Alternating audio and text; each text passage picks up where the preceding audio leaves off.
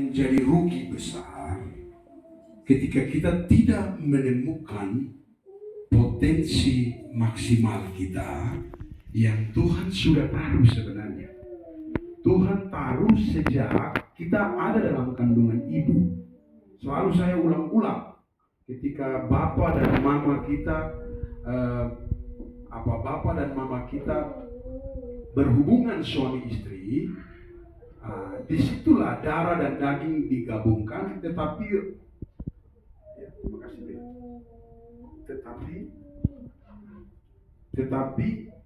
roh dari Allah yang membuat darah dan daging yang tadi gabung, sel sperma sama sel telur itu gabung, barulah Tuhan bilang begini, Arius hidup. Kalau Tuhan tidak memberikan roh itu, maka darah dan daging itu akan mati. Dan biasanya kalau medis bilang perdarahan dan lain sebagainya. Tapi sebenarnya itu roh Tuhan telah ambil. Karena Tuhan belum izinkan. Dan kalau kita hari ini hidup, itu karena Tuhan yang tetapkan. Mazmur bilang, di kandungan ibu kita tuh diracik, ditenun, bahasa halusnya. Ditenun supaya apa? Dia mengatur kita, bagaimana perjalanan kita. Nanti Arius begini, menikah dengan Olivia Maria Magdalena Kamanasa, anak dia kasih begini, itu diatur semua. Saya kalau tidak bertobat tahun 2011 tanggal 15 September, maka Wesley, buahnya Wesley tidak ada. Yang ada hanyalah saya mati. Kenapa saya mati? Karena keluar dari rel yang Tuhan tetapkan. Yang tadi sejak dia dalam kandungan Tuhan racik tadi. Nah, bilang sama saudara di sebelah, masih di rel toh? Itu harus. Nah, ketika kita ada dalam rel, tujuan katakanlah, ini harus katakan amin ya. Tujuan Wamena Sorong dalam rel kereta, katakan amin dulu. Amin. Dulu, kita kan lihat sesuatu yang jauh. Iman itu harus begitu. Jadi ketika dari rel kereta yang dibangun nanti dari Sorong, dari Wamena ke Sorong, kita akan sampai ke Sorong kalau kita tidak keluar dari rel. Kalau kereta keluar dari rel, itu artinya kereta rusak, tabrak, terbalik, dan orang yang di dalamnya penumpang itu semua mati dan ada yang luka parah. Firman Allah adalah ketetapan Allah. Firman Allah adalah Allah sendiri. Itu rel bagi anak-anak Allah. Bilang saya anak Allah. Bilang Saya anak Allah. Nah, untuk itu kita harus ikut firman Allah. Lagu tadi itu kami keluarga dulu renungkan Yosua pasal 1 ayat 8. Terus Tuhan berbicara di hati saya, bilang bikin lagu. Langsung share itu saya tulis. Memang dia punya berkat itu saya tidak mau kasih masuk. Berkat akibat kita hidup menuruti firman Allah, menurut konteks ayat itu, Tuhan pesan kepada Yosua adalah ini. Ketika Yosua memperkatakan Taurat Tuhan dan merenungkan Taurat itu siang malam, yang pertama, supaya dia bertindak hati-hati. Hati-hati artinya begini, kita ada di zaman yang gampang sekali melihat gambar porno di HP. Kita gampang sekali di zaman yang kita terkontaminasi dengan uang. Gampang. Kita gampang sekali ada di zaman yang cabul. Mudah sekali. Dan menurut survei, laki-laki mati banyak dan perempuan itu kurang mati banyak, jedom banyak. Jadi ini kemungkinan besar untuk laki-laki bisa kawin banyak. Itulah sebabnya kalau kita ada dalam rel firman Allah, maka kita akan tetap satu selamanya. Bilang sama saudara di sebelah, yang muda-muda saja. Kalau kau nikah nanti, dia itu menemani engkau sampai mati yang memisahkan. Itu rel, itu salah satu rel. Tapi hari-hari ini coba saudara perhatikan, ada begitu banyak suami dan istri yang sudah menikah Orang Kristen, pelayan Tuhan, majelis jemaat. Cerai, yang menceraikan siapa? Pengadilan. Itu dia. Amin. Amin. Nah, itulah sebabnya adik-adik yang dikasihku dalam kasih Yesus Kristus, saya panggil adik karena konteks pemuritan yang Yesus ajarkan saya panggil kalian adik. Kenapa? Karena hanya satu kakak kita, pemimpin kita, yaitu Yesus. Dan hanya satu Bapa kita, Bapa di sorga. Beberapa kali istri saya panggil saya Bapak. Pak, Bapak. Saya langsung bilang gini, Pak, Bapak ada di sorga. Oh iya betul, saya lupa. Makanya ada beberapa nama yang kita pakai, biasa dipanggil sayang, pakai bahasa Spanyol, amor. Nah, itu kadang-kadang saya panggil. Kenapa? Karena supaya kita ini mengikuti relnya apa? Yesus bilang jelas, Bapamu hanya satu di sorga. Katakan amin. Pemimpinmu hanya satu, yaitu Yesus. Dan kita ini saudara bersaudara. Karena saya kebetulan masuk duluan, maka kalian panggil saya kakak. Begitu. Itu real juga. Itu aturan yang Tuhan bangun. Jadi kalau kita ikut firman Allah, yang pertama kita bertindak hati-hati. Ada gangguan boleh, ada pencobaan boleh, dan kita akan hadapi pencobaan-pencobaan. Bahkan pencobaan itu didatangkan oleh setan, dan juga Tuhan izinkan terjadi. Tapi pencobaan itu datang karena Tuhan mengetahui kapasitas kita, Tuhan mengetahui kualitas kita, Tuhan memahami iman kita. Dia tidak akan pernah memberikan ujian jauh daripada apa yang kita punya. Katakan, bilang begini, Bapak baik sekali, terima kasih. Gitu.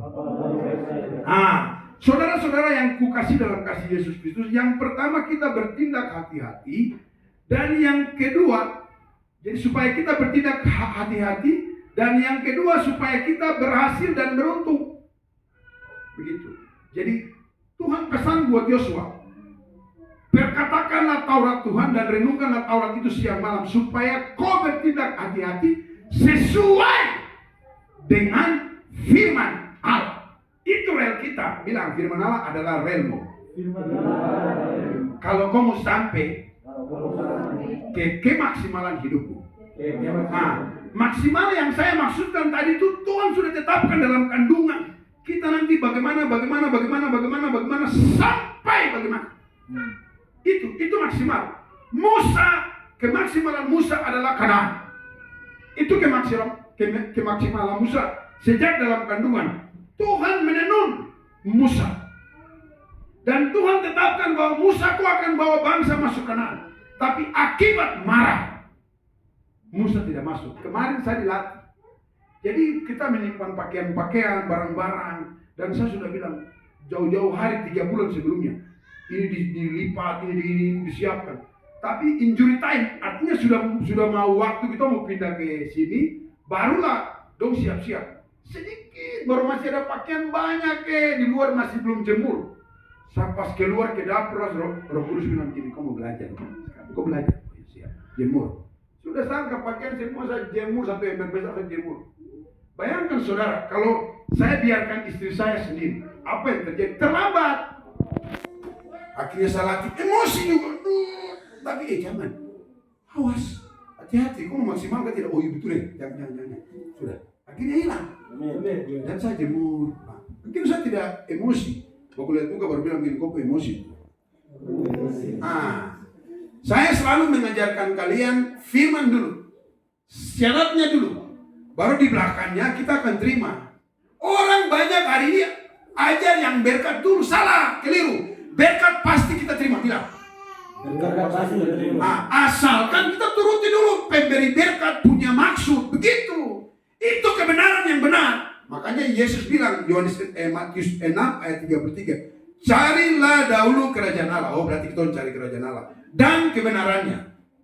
Toh, baru koma dia bilang begini. Apa?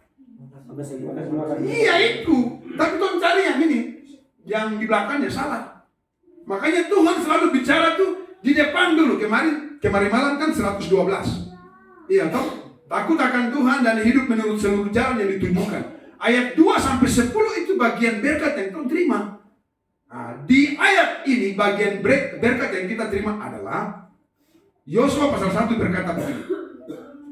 Jangan lupa memperkatakan Taurat Tuhan dan merenungkan Taurat itu siang dan malam supaya engkau bertindak hati-hati. Dengan demikian engkau akan apa, Reva? Berhasil dan itu berkat. Dua ini berkat, berhasil dan beruntung. Bapak lihat muka bilang, kau pasti mau berhasil dan kau beruntung. Tanya. Iya, ketika kita mau berhasil dan beruntung, depannya dulu kita selesaikan. Nah, itu terkait lagu tadi. Jadi saya langsung buat lagu supaya kita bisa menyanyi. Tuh jalan tuh menyanyi. Ketika kita menyanyi lagu itu, kita menyanyi firman sebenarnya. Itu yang orang Israel lakukan. Mereka katakan firman tapi pakai dong bahasa. Kita karena bisa berbicara pakai bahasa Indonesia, makanya kita pakai bahasa Indonesia menyanyi itu. Menyanyi lagu yang kita buat yang syairnya dari Alkitab. Itu bagian daripada supaya kita memperkatakan Taurat Tuhan. Bilang teman di sebelah, daripada aku menyanyi lagu ya, kok tadi asal. Itu salah satu pengaruh. Bayangkan saudara, perhatikan ada satu lagu baru. Ketika dia muncul dan itu lagu dari roh yang berbeda, cepat sekali pengaruhnya, termasuk PC dan lain sebagainya. Semua orang mau suka lagu itu. Di mobil dong putar lagu-lagu itu. Coba kalian bikin rekaman tentang firman Tuhan baru, lagu-lagu firman Tuhan baru kalian putar. Pasti bagus dan yang senang Tuhan. Amin. Amin. Itulah sebabnya kita bertugas menyenangkan hati Tuhan. Amin. Amin. Makanya karena lagu itu dibuat oleh kami sekeluarga, akhirnya namanya Albika. Albika itu Arius Olivia Kamanasa Bisai Voice. Begitu. Nah, saudara yang dikasihi Tuhan, hari ini saya mau sampaikan perjalanan Yesus Kristus. Karena Dia Allah, Dia Tuhan yang harus kita orang ikut. Ketika kita tidak ikut Dia, maka kita rugi besar. Itulah saya bilang tadi.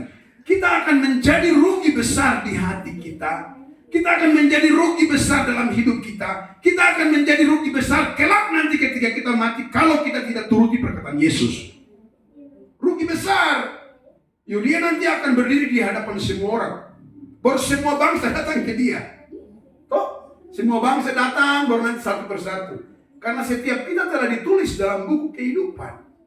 Tapi saya mau mengatakan kepastian ini buat Anda. Ketika Anda ikut perkataan Yesus, yang Anda dapat dua, hidup dan hidup penuh kelimpahan. Yohanes 10 ayat 10. Jangan bicara yang di depan, karena yang di depan itu Yesus bicara tentang iblis. Dan itu tidak perlu kita bicara yang terkait ini. Pencuri datang hanya untuk mencuri, membunuh, dan membinasakan. Bilang sama saudara di sebelah, Anda sudah lewat. Bilang. Kenapa saya katakan Anda lewat? Karena iblis sudah tidak bisa masuk ke dalam hidup kita. Tapi ingat, tetap kita jaga. Amin. Amin. Itu orang Kristen yang benar. Itu pengajaran yang benar. Menuntun orang kepada Yesus, mengerti apa yang Yesus sampaikan, dan hidup menurut apa yang Yesus sampaikan. Jadi bukan kami pengajar salah. Yang benar Yesus. Tapi karena saya mau ikut Yesus, maka Yesus memberitahukan hal-hal yang benar, yang sesuai dengan kemauannya di masa hidup saya. Bilang sama saudara di sebelah, Anda diatur oleh Bapa di surga. Saudara yang dikasihi Tuhan, ketika Yesus mau masuk Yerusalem, itu dia mendapatkan elukan gembira. Mereka riang. Dia ada ikut keledai. Ketika dia ikut keledai, saudara-saudaraku yang kukasih dalam kasih Yesus Kristus, imam-imam kepala, ahli-ahli Taurat, mereka protes. Dia bilang begini, Yesus suruh murid-muridmu diam. Baru Yesus bilang apa? Kalau saya diam, batu-batu ini akan bicara. Amin. Bayangkan batu bicara. Kenapa batu bisa bicara? Kalau Tuhan kasih masuk rohnya dalam batu-batu bicara. Amin. Makanya Bapa di surga, Dia menantikan ada respon hati dari manusia yang hidup ini, yang bisa bicara. Tinggal dia konekkan roh dalam diri kita bisa aktif, baru tong bicara tentang Dia. Korek teman di sebelah bilang gini, bicara tentang Yesus. Bicara tentang Yesus. Sebab kalau kita tidak bicara tentang Yesus, Yesus akan malu di hadapan Bapa di sorga. Itu ada firman-Nya. Kau tidak bersaksi tentang saya, di depan Bapa di sorga pun saya akan malu terhadap engkau. Bilang teman di sebelah, kau mencari ya bagaimana. Amin. Amin. Itu. Dan dia terus berjalan. Itu sudah dapat protes. Mau masuk Yerusalem. Apa Yerusalem? Kota kudus. Tempat di mana Salomo membangun bait suci. Yesus masuk ke Yerusalem. Dan ketika dia berjalan, ada beberapa hal yang terjadi peristiwa demi peristiwa. Dan yang terakhir, percakapan dia dengan ahli-ahli Taurat dan imam-imam kepala. Artinya sebelumnya dia sudah berbicara terus tentang hati Bapa. Apa yang Bapa di surga mau untuk umat pilihannya, yaitu Israel.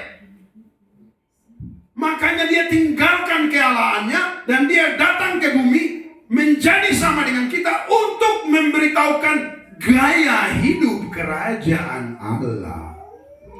Bilang gaya hidup kerajaan Allah. Bilang Gaya hidup kerajaan. iya, itu yang dia bawa. Tapi hari ini banyak gereja, lihat. Saya tidak mau menyebut gereja mana, tapi lihat.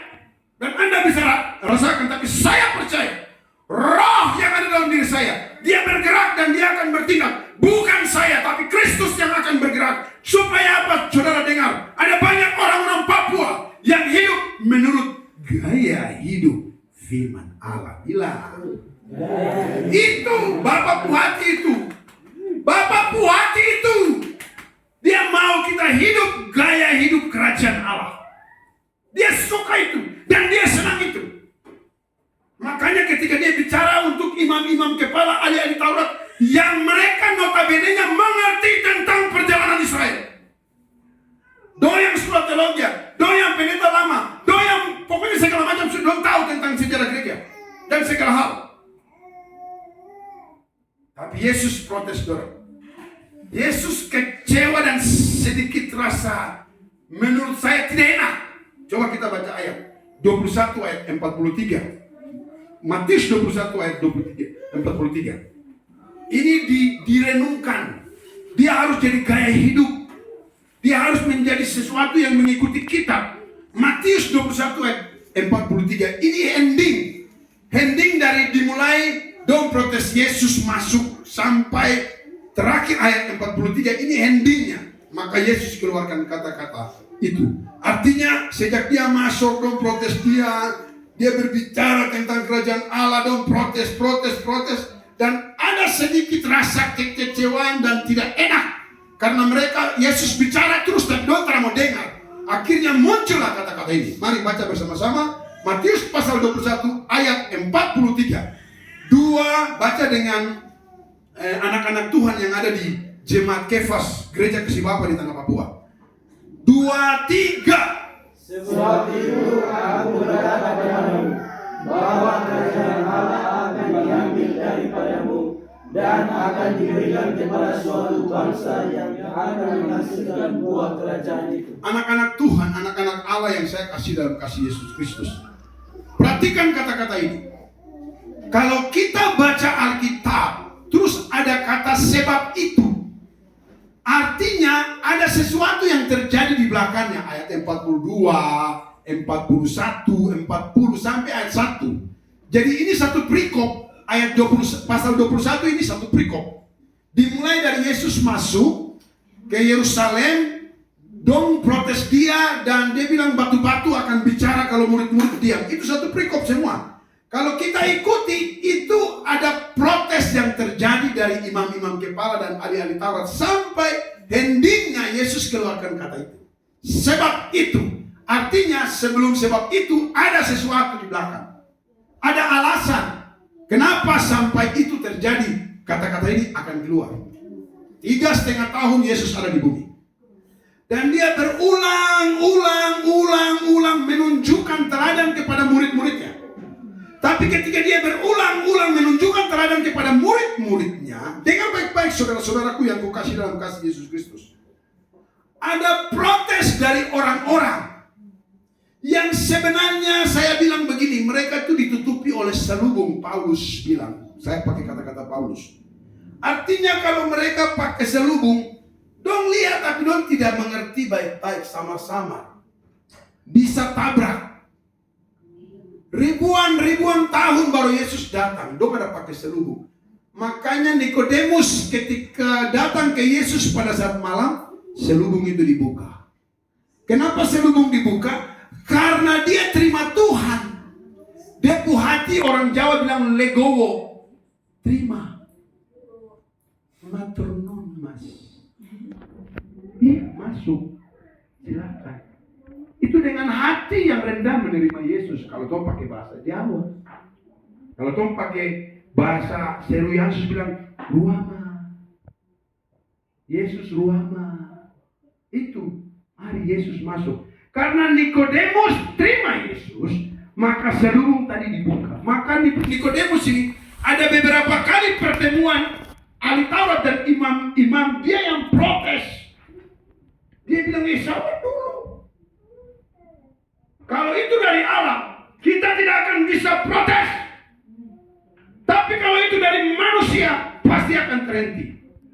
Gereja Kasih Bapa di Tanah Papua percaya bahwa Yesus Kristus adalah kepala gereja. Amin. Dan siapa yang protes gereja Kasih Bapa di Tanah Papua, dia akan protes Tuhan Yesus. Amin. Saya berharap ketika saya berbicara begini, adik-adikku rohnya bangkit. Tidak usah malu lagi berbicara tentang Yesus di mana-mana. Wadah yang Tuhan sudah buat ini, organisasi yang Tuhan sudah buat ini, pegang dengan baik. Sebab tidak main-main apa yang Tuhan percayakan. Amin. Nah, saudara yang dikasih Tuhan, sebab itu artinya ada yang terjadi. Yang terjadi tadi saya sudah terangkan itu. Ada protes, ada tidak enak, ada segala macam. Makanya Yesus katakan, aku berkata kepadamu. Dia berkata kepada imam-imam kepala, ahli Taurat, orang Israel yang protes Yesus. Di luar murid-murid. Jadi perkataan ini kepada orang Israel yang protes Yesus, yang protes Roh Allah. Nah, apa yang dia bilang? Aku berkata kepadamu bahwa kerajaan Allah akan diambil daripadamu. Artinya tujuan Yesus datang sebenarnya untuk imam-imam kepala, ahli-ahli Taurat, bangsa Israel. Itu dari surga itu. Tapi karena dia sendiri menyaksikan, dia melihat sendiri bagaimana perilaku Israel yang tegak tengkuk kepala batu, tidak mau dengar firman Allah. Aksesoris saja firman Allah. Ada salib, ada gambar Yesus. Gereja bentuk seperti segala macam supaya orang tahu itu gereja. Tapi isi dalamnya bukan. Dengar baik-baik. Dengar baik-baik. Allah sementara sedih ketika kita pakai namanya dan kita tidak ikut firman-Nya. Amin. Saudaraku yang kukasih, itulah sebabnya Yesus katakan kepada mereka, kerajaan Allah akan diambil daripadamu dan akan kalau kata akan itu sementara berlangsung, mau terjadi nanti. Itu artinya ada seleksi di atas, di surga. Surga lagi lihat pergerakan di bumi. Yang mana yang Roh Allah turun. Dengar baik-baik, ketika Roh Allah hinggap, haleluya, puji Tuhan, nyawa Anda pun Anda akan serahkan. Kalau Roh Allah hinggap. Kalau Roh Allah ada Di dalamku, bukan menari, tidak menari. Kalau Allah ada di dalamku, bukan menari, tidak menari. terus Bukan menari, bukan menari, bukan menari, tidak menari. iya, kita jadi senang karena dia yang akan mengatur kita. Makanya orang buat share itu dia menikmati. Roh Allah masuk ke dalam Daud dan Daud menyembah Tuhan itu luar biasa. Sampai istrinya si Si Saul bilang dia gila. Orang normal akan melihat kita itu gila. Saya pernah dikatakan gila. Arius, kau bikin gereja ini kau gila. Kenapa saya gila? Kau tahu ini Indonesia satu. Indonesia kan negara yang bagus. Kau tahu dua. Di Papua ini bagaimana gereja-gereja? Apa masalahnya? Itu. Jadi ya saya sudah pernah bilang saya gila. Dengar, orang gila adalah orang yang telah menerima Yesus sebagai Tuhan dan Juru Selamat, sudah dilatih dengan baik, belajar tentang firman Allah, teguran-teguran, terus dia tidak ikut. Itu orang gila. Jadi sudah tahu firman Allah, tapi tidak hidup mengikuti firman Allah. Itu orang gila. Kenapa? Karena nanti orang-orang itu akan bilang, tidak. Nyala engkau daripadaku, hai si jahat. Kenapa Yesus katakan demikian? Karena dia sudah tahu firman Allah, terima Yesus dipulihkan, menangis. Ada Tuhan, ampuni saya Tuhan. Saya begini. Saya bikin begini karena saya lihat banyak orang yang kena manifestasi kuasa Tuhan. Pelepasan. Banyak sekali, tapi dia tidak menjaga roh Tuhan firman Allah. Dia jatuh ke dalam dosa, maka dia dikejar. Perhatikan Yesus waktu masuk ke kolam Siloam. Apa yang terjadi? Ada orang 38 tahun lumpuh. Menurut Israel, kalau kolam Siloam itu goyang, malaikat don turun mandu. Mama ya. Ini Israel ya. Bukan Papua, bukan. Ketika kolam goyang, orang-orang sakit itu mau masuk ke dalam kolam. Orang lumpuh ini tidak bisa masuk. Kenapa? Karena dia lumpuh. 38 tahun. Yesus cuma bilang begini. Haleluya. Men, kau sembuh. Bilang mau. Berdiri, jalan. Selesai. Lihat teman bumbu kemana dulu. Ku cari yang bagaimana. Iyo. Kita disuruh belajar tentang Yesus. Tapi saya mengerti kenapa. Dan itu adalah rahasia kerajaan Allah yang Allah taruh di gereja Kasih Bapa di tanah Papua. Itu rahasia. Dan kita akan kerjakan baik-baik sama-sama. Bilang sama saudara di sebelah, kita sama-sama. Ayo. Saudaraku yang kukasih dalam kasih Yesus Kristus, itulah sebabnya Yesus bilang kerajaan Allah ini akan diambil daripadamu dan diberikan kepada suatu bangsa yang menghasilkan buah kerajaan. Dengar baik-baik.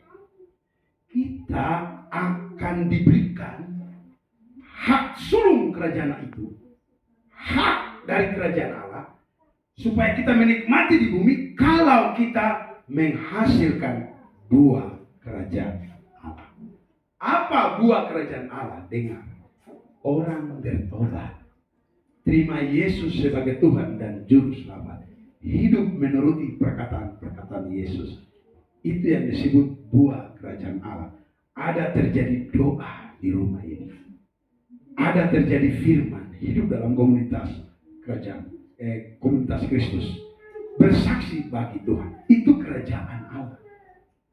Dan yang kita nikmati dengan damai dan sejahtera. Itu. Maka kita punya kerja sekarang adalah mencari apa, Bu? Dengar baik-baik, Thomas. Dengar baik-baik, Bobby. Dengar baik-baik, Yanio. Dengar baik-baik, Febrian. Dengar baik-baik, Daniel. Dengar baik-baik, Winnie. Dengar baik-baik. Di tahun ini, kalian harus lipat ganda 4. Satu orang 4. Itu yang disebut buah kerajaan Allah. Syukur adik sudah masuk dan selanjutnya nanti ada yang diatur di sini. Kenapa saya katakan demikian? Itu adalah tawaran Anda kepada Tuhan. Untuk apa? Tuhan akan melepaskan kuasanya. Kalau teman di sebelah bilang gini, kerja dulu. Kita terkadang tuntut. Coba kalau Tuhan tuntut balik, kamu bikin apa? Dia bilang begini, baru nafas yang saya kasih itu, baru kesehatan yang saya kasih itu, baru pekerjaan yang saya kasih itu, uang yang saya kasih itu. Amin. Makanya kita datang ke dunia telanjang, pulang juga telanjang. Dan teman saya bilang, kamu cari yang bagaimana? Amin. Amin. Itu yang disebut potensi maksimal. Ketika kita tahu tugas kita, bahwa saya anak Allah dan tugas saya di bumi ini kita kerjakan sesuai dengan tugas yang diberikan Allah, maka kita mencapai potensi maksimal diri kita. Ini yang kita lagi bergerak. Saya dapat karunia rasul tadi malam. Saya waktu jalan, harus bicara sama suami istri. Saya, kita ini karunianya rasul, Tuhan sudah tambah satu. Saya tadinya itu pengkhotbah, pengajar. Tapi tadi malam Tuhan kasih rasul. Kenapa? Rasul itu dia akan pergi ke suatu tempat. Dia akan kerja sampai menghasilkan buah yang tetap. Berdirilah satu gereja. Tuhan. Jadi sebentar saya akan minta penatua jemaat. Dan semua jemaat akan doakan saya dan sapi istri dan sapi anak-anak. Supaya doa Anda menyertai kami. Sehingga pekerjaan itu akan luar biasa Tuhan kerjakan. Kami tidak akan kuat ketika kalian tidak mendoakan kami. Kami akan kuat ketika kalian doakan kami. Amin. Dengan siapa kita berdoa? Kepada Dia kita intim. Jadi Brian, adik-adik semua, anak-anak semua, kalian akan intim dengan saya ketika kalian berdoa buat saya. Ada lagu begini. Berpisah lewat pandangan, bertemu dalam doa. Tapi tambah Bapa kami. Ya. Karena doa itu kita sebut setelah habis doa semua kita doa Bapa kami. Kenapa? Karena doa suluk yang diajarkan Yesus buat kita.